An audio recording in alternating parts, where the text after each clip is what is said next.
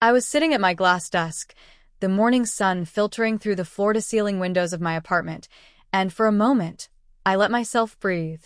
The city stretched out below me like a living mosaic of possibility. My silk blouse brushed against my skin, soft and reassuring, a small luxury I could finally afford on my own. My phone buzzed sharply against the smooth surface of the desk, and I instinctively glanced at it. A message from Dad. "We need to talk. Come home." I felt the familiar twist in my stomach, the one I had learned to ignore for years. Dad and my brother, the two people who had turned what should have been my inheritance into a down payment for a truck that now sits in their driveway, apparently wanted something. Maybe forgiveness, maybe validation, maybe just a window into the life I had built without them.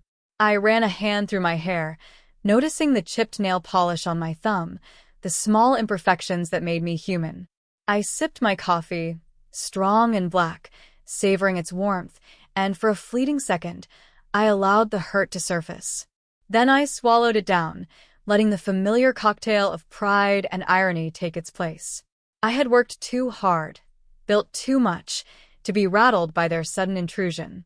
Yet, as I stared at their names on the screen, I felt the pull of the past, of all those years when my generosity had been taken for granted and my worth underestimated. I knew this conversation would be different. I had changed. They were about to see me, finally, in full.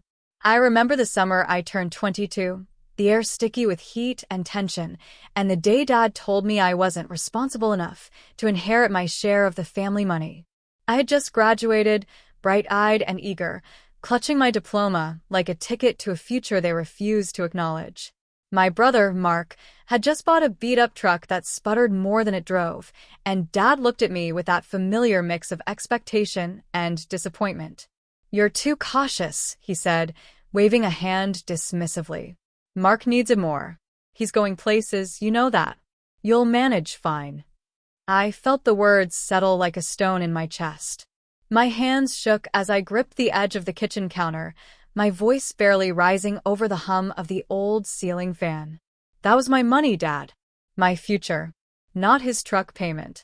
Mom stayed silent, eyes flicking between us, as if neutrality could soften the blow. But it was Dad who held all the power, and in that moment, I felt completely invisible. Every late-night job, every scholarship application, every careful choice I had made to secure my independence felt erased. Then my grandmother, bless her stubborn heart, came to my side. She handed me a small, worn notebook, leather frayed at the corners. "Keep track of your dreams, Ellie," she said softly. "Write them down. Protect them. One day, they'll protect you back." Her hand lingered over mine, warm and grounding, and for the first time that afternoon, I felt a spark of hope. That night, I packed my things into my little hatchback, my palms slick with sweat and resolve. I drove away from the house that had always felt like a cage, leaving behind the entitlement and disappointment that had shadowed my family for years.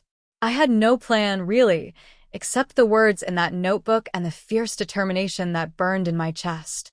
Independence wasn't just a goal, it was a lifeline.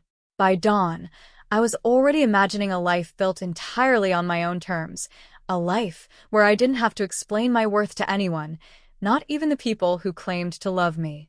That small, stubborn ember inside me, sparked by a grandmother's wisdom, was about to grow into something unstoppable. I didn't realize it at the time, but that worn leather notebook from Grandma became my compass.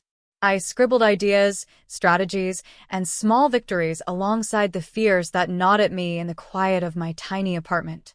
My first nights were the hardest, working late hours at a cafe while sketching out business plans on napkins, trying to keep my dreams alive in the soft glow of my laptop screen. Every time I looked up, the city lights flickered like a promise, and I reminded myself that I was building something they couldn't touch. It wasn't easy. I stumbled more times than I care to admit. I sent proposals that were ignored, made mistakes that cost me money, and battled the internal voice that whispered, "Maybe you're not cut out for this." But then I met Claire, a seasoned graphic designer with an eye for detail and a heart for mentorship. She took one look at my portfolio and saw potential I had almost forgotten existed. Ellie, she said, handing me a cup of coffee in our first meeting, you have the talent, but you need discipline. Start small, finish big. Her words became a mantra. I learned to pitch, to negotiate, to value my time and my worth. My first real client came through a friend of a friend connection, a boutique struggling to create a visual identity. The contract was small, but it was a foothold. I worked late into the night, measuring colors, crafting fonts, and making every pixel perfect.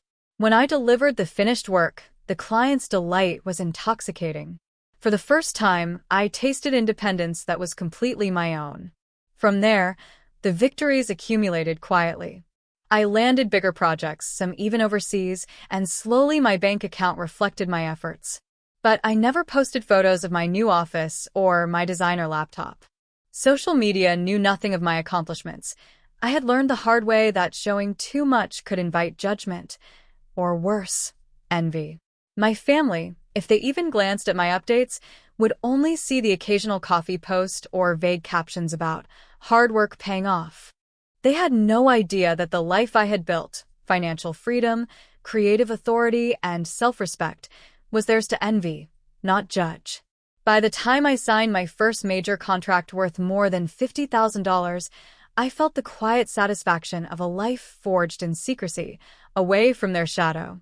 I had proven something vital.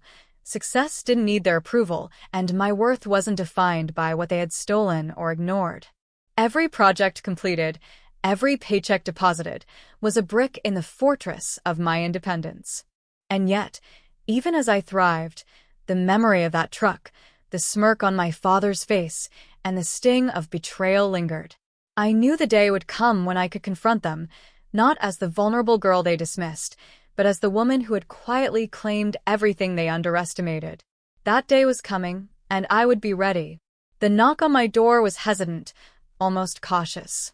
I didn't have to look to know who it was. Dad's familiar, uneven rhythm, Mark trailing behind like he always did.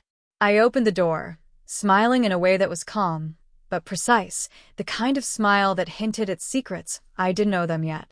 Ellie, Dad started, but I raised a hand. Come in, I said softly, letting the words linger in the space between us. As they stepped into my apartment, their eyes scanned the room. They paused at the abstract painting I'd commissioned from a rising local artist. Their gaze flicked over the sleek walnut shelves filled with books I had collected painstakingly and lingered on the delicate porcelain vase I'd inherited from Grandma, the one that had always symbolized resilience. Their expressions shifted subtly, the old confidence in their superiority beginning to crack. I poured them coffee, just enough to show civility, and waited. I let them adjust, let them take in the evidence of the life I had created on my own. I noticed Dad's jaw tighten, Mark's hands clenching slightly around his cup, and the brief flicker of surprise in his eyes when he spotted the awards on my desk, plaques for business innovation, recognition for creative excellence. Finally, I spoke, letting my voice carry the weight of every silent hour, every disappointment, every dollar they had misused. You know that truck Mark drives? The one Dad insisted I didn't need my inheritance for? That money, it was supposed to be mine. Every cent. I let the words sink in. Instead, I built this. I gestured to the apartment, the office corner I had carved out, the awards, the contracts stacked neatly, the laptops humming with the work of a thriving freelance business. I didn't need it then because I learned how to create my own fortune. But you did, I added pointedly. They were speechless. The silence stretched, heavy and revealing. Dad's eyes darted to the porcelain vase, then back at me, and I saw guilt prick through the old armor of arrogance. Mark's mouth opened, closed, opened again. No words forming. I could almost hear the thoughts behind their eyes. We underestimated her. We thought she was nothing. I let them stew for a moment longer, letting the weight of my transformation settle in the room. Then I laid out the truth, calmly but firmly. I own my company. I manage multiple clients across the country. I'm financially independent. And for the first time, you're seeing me, not the girl you thought you could dismiss or manipulate. Dad swallowed hard, and I could see his pride bruised, his authority stripped. Mark shifted, uncomfortable in the reality that the sister he had assumed would always play second fiddle now held all the cards. Finally, I added, with the faintest trace of irony, and yes, every payment you make to stay here every month is a choice you agreed to. I could have asked for more, but I chose fairness. Consider it educational. They stared at me, a mixture of disbelief, shame, and awe in their eyes. I could feel the shift in the room, the balance of power tipping unmistakably toward me.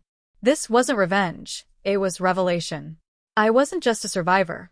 I was the architect of my own life. And for the first time, they were witnesses, not participants, in the story they once thought they controlled. I watched Dad and Mark as they sank into the plush couch, the air thick with the realization that nothing in this room belonged to their assumptions anymore. I poured myself another cup of coffee, the warmth grounding me in the authority I had earned. This isn't about punishment, I began, letting my voice flow evenly, like silk over steel. It's about accountability. I'm willing to let you stay here, but on my terms. You get to be part of this household, yes, but only if you respect the rules. I saw Dad's brow furrow, the old defensiveness rising, but I held their gaze. First, I continued, no more taking what isn't yours. Money, opportunities, or credit. Mark, your truck isn't my problem anymore. Pay for what you use and respect the boundaries. That $2,800 monthly isn't a punishment. It's a reflection of the cost of living in my space, the value of what I've built. Mark shifted, uncomfortable, and I pressed on, softening slightly, but keeping the firmness. Second, I want change.